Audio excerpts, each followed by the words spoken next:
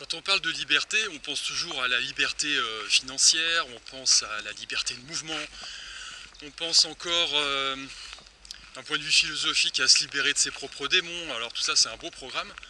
Mais la première des choses, la première notion sur laquelle il faut s'attacher, c'est la liberté d'opinion. Ah, ça a l'air simple comme ça, mais de cette chose-là découlent toutes les autres quasiment. L'homme véritablement libre est celui qui a sa liberté d'opinion. Alors pourquoi? Parce que si vous n'êtes pas libre de penser ce que vous devez penser, puisqu'on vous impose finalement une pensée unique, eh bien vos analyses seront biaisées, votre positionnement sera biaisé, et vous serez, je ne vais pas le dire mais vous avez compris, hein. You're gonna be fucked up, comme disent les Américains. Donc ça, le but du jeu, c'est d'éviter ce genre de choses. Après, c'est une question d'amour propre, hein, tout simplement. Moi, je me suis jamais inscrit dans un système.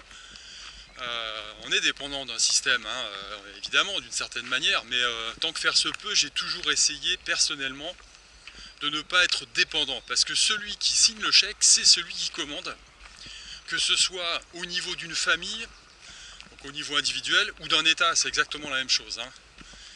Parfois, posez-vous la question de savoir pourquoi certaines choses se font en France, qu'on laisse faire. Malgré les beaux discours, on laisse courir certaines choses. Pourquoi? Il faudrait savoir qui signe le chèque. Ça, c'est la première des choses. Donc j'en reviens à ce que je disais, l'homme libre, lui, c'est celui qui est libre de ses opinions. Alors du coup, je me suis toujours débrouillé, moi perso, pour avoir différentes sources de revenus, voilà, pour ne pas dépendre d'un seul client, par exemple, ou d'un groupe de clients. Après, j'ai refusé très souvent des gens, voilà, parce que ça correspondait pas à ce que je recherchais moi aussi, parce que j'ai besoin de m'enrichir au contact des personnes que je coach, par exemple, hein, ou que je côtoie. J'ai pas de temps à perdre. Et donc du coup, quand ça ne me convenait pas, je partais, hein, tout simplement. Voilà, quand j'ai pas la possibilité, parce que j'ai le contrôle de pouvoir me débarrasser de l'horreur de devoir subir certaines personnes, eh bien c'est moi qui pars. Voilà, tout simplement.